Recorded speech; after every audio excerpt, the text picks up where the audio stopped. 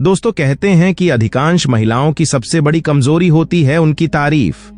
यदि कोई महिला अपने हाथों से खाना बनाए, यदि महिला कोई अच्छा काम करे और उसकी तारीफ हो जाए तो समझ लेना कि अगली बार उसे काम की और गारंटी हो जाती है। फिर से आपको खाना मिलेगा और अच्छे से खाना मिलेगा और वो फिर कोशिश करेगी कि उसकी तारीफ हो। आज की कहानी में कुछ ऐसे ही होता है। एक नौकर है जो घर पे आता है। जब घर पे आता है तो उसको अच्छे पकवान भी मिलते हैं, उसके साथ अच्छा व्यवहार भी होता है और इसी अच्छे व्यवहार के चलते वो नौकर तारीफ करता है और जो तारीफ करता है तो मालकिन जो होती है उस नौकर को दिल दे बैठती है। ऐसा दिल दे बैठती है कि दोनों आपस में प्यार कर बैठते हैं और प्यार के साथ साथ वो दोनों एक दूसरे के इतनी नजदीक आ जाते हैं कि इनकी नजदीकियों के बारे में किसी को खबर ही नहीं चलती। और जब बाद में जब इस बात का पता चला है, खबर चलती है, तब एक कत्ल हो जाता है। न केवल एक कत्ल होता है बल्कि 3 बच्चों की जिंदगी कैसे जिएंगे, उनकी परवरिश कौन करेगा कौन नहीं करेगा, इस तरह के कई सवाल खड़े हो जाते हैं। और जब इस घटनाक्रम का खुलासा लोगों के सामने होता है तो लोगों को यकीन नहीं हो रहा था कि कोई अपनी निजी स्वार्थ को पूरा करने के लिए कोई किस हद तक जा सकता है। नमस्कार दोस्तों, आज की जो सच्ची घटना मैं आपको सुनाने जा रहा हूं, ये सच्ची घटना है। झारखंड प्रदेश का एक जिला है धनबाद। दरअसल धनबाद जिले का एक इलाका है हीरापुर हटिया। यहां का एक बड़ा बिजनेसमैन होता है जो कि चाउमीन और सोर्स का जो बड़े स्तर पर उसका अपना सप्लायर होता है और इसकी अच्छी खासी दुकान होती है। जिंदगी में सब कुछ ठीक चल रहा था। साल 2012 में इसकी शादी होती है। नीलम शर्मा से उसको 3 बेटियां भी पैदा होती हैं। जिंदगी जैसी थी, बहुत अच्छी चल रही थी, पटरी पर चल रही थी।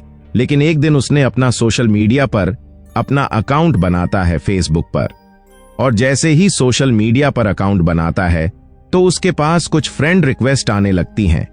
और इसी बीच में एक बेहद खूबसूरत लड़की उसको फ्रेंड रिक्वेस्ट भेज देती है।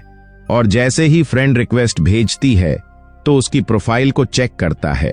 चेक करने के बाद उसकी फ्रेंड रिक्वेस्ट को स्वीकार कर लेता है। अब वो बिजनेसमैन और जो फ्रेंड रिक्वेस्ट जिस लड़की की आई थी, ये दोनों आपस में बातचीत करने लगते हैं। लड़की अपने आप को उसे दूर इलाके का बताती है और ये जो बिजनेसमैन होता है ये अपने बारे में एक एक चीज बारीकी से बता देता है। कौन है, कहां रहता है, क्या काम करता है, उसकी शादी हो चुकी है, कितने बच्चे हैं, कितने नहीं हैं, सब कुछ जानकारी दे देता है।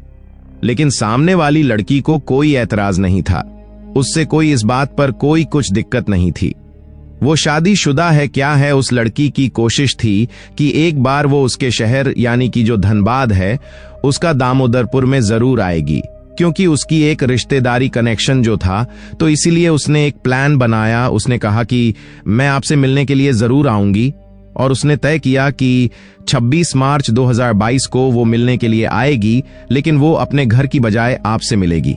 एक इलाका है फुटबॉल ग्राउंड, वहां पर मिलेगी। जैसे सब कुछ तय हुआ था, आज वो मिलने के लिए उसे इतना उतावला हो चुका था कि अपनी दुकान थी, अपना जो कारोबार था, वह कहता है अपने पूरे कारोबार को जो उसका नौकर होता है उज्ज्वला शर्मा उसके हवाले छोड़ देता है। वो कहता है कि मुझे किसी जरूरी काम से कहीं बाहर निकलना है, इसलिए तुम इसे संभल लेना और चाबी अपनी भाभी को जाकर दे देना। ठीक जैसा उसने सोचा था वैसा ही होता है। रात के जैसे 10 बज जाते हैं, वो यहां से सीधा निकलकर पहुंच जाता है फुटबॉल के ग्राउंड पर। और वहां ग्राउंड पर उसका एक लड़की, एक बेहद खूबसूरत लड़की उसका इंतजार कर रही थी, जिसको उसने आज तक देखा नहीं था। यह उसकी पहली मुलाकात थी। जैसे ही लड़की सामने आती है, लड़की उसके सीने में एक गोली मार देती है। उसके बाद वो वहां पर तड़प रहा होता है। तुरंत ही वो दूसरी गोली उसकी गर्दन में मरता है और मारने के बाद वहां से वो लड़की चले जाती है। अब अगले ही दिन जैसे निकलता है, लोग जैसे फुटबॉल ग्राउंड में घूमने के लिए, टहलने के लिए आते हैं, तो वहां पर उन्हें एक लाश मिलती है। उस लाश को देखकर लोगों के होश उड़ जाते हैं। सदर कोतवाली क्षेत्र की पुलिस को सूचना दी जाती है कि यहां पर एक बिजनेसमैन है जिसका नाम है मुकेश पंडित। मुकेश पंडित इस दुनिया में नहीं रहा, वो मर चुका है। जैसे जैसे खबर फैल रही थी, वैसे वैसे इसकी पत्नी, इसके परिवार की, इसकी मां, इसके बाकी लोग मौके पर आते हैं और चीख पुकार मच जाती है। अब पुलिस इस घटनाक्रम के खुलासे के लिए परिवार के अलग अलग लोगों से बातचीत कर रही थी, उनसे जानकारी जुटा रही थी, किस बिजनेसमैन को किससे खतरा था, किससे खतरा नहीं था। अब उसका जो मोबाइल होता है वो मौके पे मिलता नहीं है। पुलिस वाले मोबाइल को ढूंढने की काफी कोशिश कर रहे थे। मोबाइल की सीडीआर निकलवाई जाती है कि वो किस किस के संपर्क में था, किसी ने उसको यहां बुलाया था या अपने आप से आया था। अब उसके पास जो कोई रिकॉर्ड था वो था ही नहीं, क्योंकि मोबाइल इसका मिलता ही नहीं है। आखिरकार पुलिस करें तो क्या करें, धीरे धीरे करके वक्त गुजर जाता है और यहां पर जब वो आया था उसके साथ ना कोई हाथापाई हुई थी, ना कोई मारपीट हुई थी। बदमाश ने जो भी थे उन्होंने सीधे आकर गोली चला दी थी, जिसकी वजह से उसकी मौत हो जाती है। अब उधर बिजनेसमैन की मरने की वजह से ही शहर में लोगों में गुस्सा फैल जाता है। लोगों की एक ही मांग थी कि जितनी जल्दी हो सके मुकेश पंडित की हत्या कांड का खुलासा कर दिया जाए। लेकिन एक एक दिन करके लगातार दिन बीत रहे थे पुलिस पर, लगातार दबाव पड़ रहा था। पुलिस करें तो क्या करें, सीडीआर से ये जिन जो बिजनेस में जुड़े हुए लोग थे उनसे जितने भी उसकी कांटेक्ट में थे सबसे बातचीत की जाती है, लेकिन पुलिस को कोई सफलता नहीं मिलती। तब एक दिन अचानक से पुलिस को ख्याल आता है कि जो इसकी पत्नी होती है नीलम शर्मा और उसका जो नौकर होता है उज्ज्वला शर्मा, इन दोनों से ही बातचीत करते हैं। बातचीत करते करते उनके बारे में पूछते हैं कि वो कब आते थे, कैसे जाते थे, क्या करते थे। जब बारीकी से जानकारी ले रहे थे तो इसी जानकारी के बीच इन दोनों से मोबाइल मांगे जाते हैं कि तुम अपने मोबाइल यहां जमा कर दो, हम तुम्हारे मोबाइल देखना चाहते हैं। लेकिन जैसे ही मोबाइल की बात आती है तो पत्नी और नौकर दोनों इनकार कर देते हैं, कहते हैं कि हमारे पास मोबाइल नहीं है, इस तरीके से बहाने लेते हैं। जबकि परिवार के बाकी लोगों से जब बातचीत की गई थी तो नौकर के पास भी मोबाइल होता है और जो मालकिन होती है उसके पास भी अपना खुद का मोबाइल होता है। लेकिन पुलिस जब उनसे मोबाइल मांगती है तो उन्हें मजबूरन मोबाइल देना पड़ता है और मोबाइल दिया जाता है, मोबाइल को खंगाला जाता है। तो उस नौकर के मोबाइल में इसकी जो मालकिन होती है उसकी आपत्तिजनक कुछ तस्वीर होती हैं। साथ ही जब सीडीआर निकलवाई जाती है तो सीडीआर से पता चला है कि इन दोनों की लंबी लंबी बातचीत होती थी और ये एक दूसरे के साथ बहुत सारी वीडियो कॉल पर भी बातचीत किया करते थे पूरी।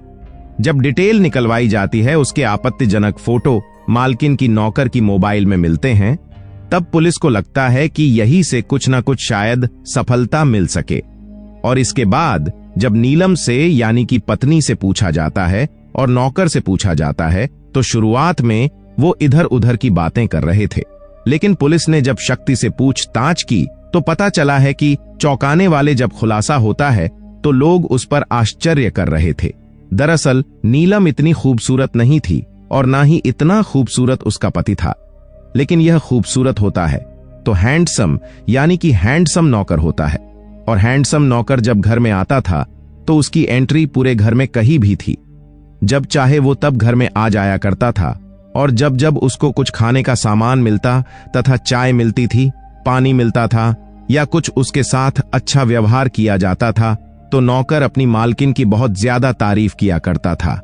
साथ ही जो इसकी छोटी वाली बेटी होती है उसको भी बहुत प्यार से खिलाया करता था और ये बात मालकिन को बहुत पसंद आती थी। जबकि जो इसका पति होता है कारोबारी होता है, वो अपनी बेटियों के साथ इतना अच्छे से सलूक नहीं करता था, इतना प्यार नहीं करता था। अब इसी बात को देखते हुए जो मालकिन होती है वो नौकर के प्रति अट्रैक्ट हो जाती है, उसके प्रति नजदीकियां बांट जाती हैं और वो दोनों एक दूसरे के साथ रिलेशन में आ जाते हैं, संबंध बना लेते हैं। सब कुछ उनकी जिंदगी में ठीक चल रहा था, लेकिन उन्हें लग रहा था कि अगर कभी इस मुकेश पंडित को इस बात का पता चल गया प्रेम प्रसंग का, तो शायद इनका प्रेम प्रसंग ज्यादा चल नहीं पाएगा। तभी इसको रास्ते से हटाने की प्लानिंग करते हैं और प्लानिंग करते हैं बहुत ही भयानक। दरअसल जो नौकर होता है उज्ज्वला शर्मा, उज्ज्वला एक फेसबुक पर अपना अकाउंट बनाता है, उसमें डीपी पर लड़की की फोटोग्राफ्स लगता है और फोटोग्राफ्स लगाने के बाद इधर उधर से इंस्टाग्राम वगैरह से कहीं से वो पिक्चर इकट्ठी कर लेता है और उसके बाद फिर उसके मोबाइल पर लगातार फ्रेंड रिक्वेस्ट आ रही थी और इसी फ्रेंड रिक्वेस्ट में एक दिन वो फ्रेंड रिक्वेस्ट खुद भेजता है अपने मलिक को यानी कि मुकेश पंडित को। जैसे मुकेश पंडित के पास वो फ्रेंड रिक्वेस्ट भेजता है तो मुकेश पंडित ने पूरी प्रोफाइल को चेक किया और उसकी जो दोस्ती को स्वीकार कर लेता है। अभी दोनों बहुत सारी बातें किया क्या करते थे। जब जब मौका मिलता था मुकेश पंडित को, तब तब उस लड़की से बातचीत किया क्या करता था, लेकिन वो नहीं जानता था कि जिससे वो बात कर रहा है दरअसल उसका नौकर है, जो उसके दुकान पर उसके बिजनेस में हमेशा उसके साथ रहता है, इर्द गिर्द रहता है। और जब जब इसका मलिक खाली होता था तब तब वह उसे चैटिंग किया करता था और चैटिंग करते करते दोनों की इतनी ज्यादा नजदीकियां बांट जाती हैं कि जो दुकानदार होता है, जो मलिक होता है, बिजनेसमैन होता है, वो लगातार उससे मिलने की आग्रह कर रहा था। और उसने 26 मार्च 2022 का ये दिन चुना और दिन चुनने के बाद उसको एक फुटबॉल के ग्राउंड पर बुलाया और वहां बुलाने के बाद इससे पहले कि कुछ बातचीत होती, बहुत ही पास से उसके सीने में गोली मारता है। उस वक्त वो तड़प रहा था और जब जमीन पर गिर जाता है तब इसके गर्दन पर वो गोली चला देता है। दूसरी गोली लगते ही उस बिजनेसमैन की हाथों हाथ घटनास्थल पर ही मौत हो जाती है। और ये सोचकर इन लोगों ने इस घटनाक्रम को अंजाम दिया था कि कभी भी इस घटनाक्रम का खुलासा हो ही नहीं सकता। लेकिन अगर उनके मोबाइल में जो आपत्तिजनक फोटोग्राफ्स थे, यदि उनके मोबाइल में बातचीत का जो क्रम था, जो सीडीआर से पता चलाता है, वीडियो कॉल के माध्यम से बातचीत किया करते थे, यह सब चीज नहीं होती तो शायद इस घटनाक्रम का कभी खुलासा होना मुश्किल था, हो ही नहीं पता। लेकिन कहते हैं कि कोई भी कातिल कितनी भी शातिर तरीके से कत्ल करें या कोई किसी आपराधिक घटना को अंजाम दे, लेकिन कोई ना कोई सबूत छोड़ जाता है। और इस कहानी में कुछ ऐसे ही सबूत छूट गए थे। पुलिस ने इस लड़के को, यानी कि नौकर को, और उसकी जो मालकिन होती है उसको गिरफ्तार कर लिया। और जो 3 बेटियां होती हैं उनके परवरिश कैसे होगी, भविष्य में कौन उनकी देखभाल करेगा, परिवार के ऊपर पूरी जिम्मेदारी आएगी। लेकिन कहते हैं कि जो अपने बच्चे होते हैं उनकी परवरिश तो अच्छे से हो जाती है, लेकिन जब बच्चे भाई के, बहन के, किसी के भी हो, जब दूसरे परवरिश करते हैं तो वो वाली बात उसमें आती ही नहीं है। इस कहानी में कुछ ऐसी होता है जो इस इलाके के उस वक्त के एसपी थे संजीव कुमार। वो कहते हैं कि इन आरोपियों के खिलाफ कड़ी से कड़ी धाराओं में मुकदमा दर्ज कर लिया गया है। साथ ही कम से कम समय में चार्जशीट लगाकर कोर्ट से कम समय में सजा दिलाने की कोशिश की जाएगी, ताकि समाज को एक मिसाल दी जा सके कि बुरा काम करने वालों के साथ बुरा ही अंजाम होगा, चाहे वो कोई भी क्यों ना हो। दोस्तों, इस पूरे घटनाक्रम को सुनाने का उद्देश्य किसी को परेशान करना नहीं है, किसी का दिल दुखाना नहीं है, बल्कि आपको जागरूक करना है, आपको सचेत करना है। आप जहां भी रहे अपना ख्याल रखें, सुरक्षित रहे। जय हिंद, जय भारत।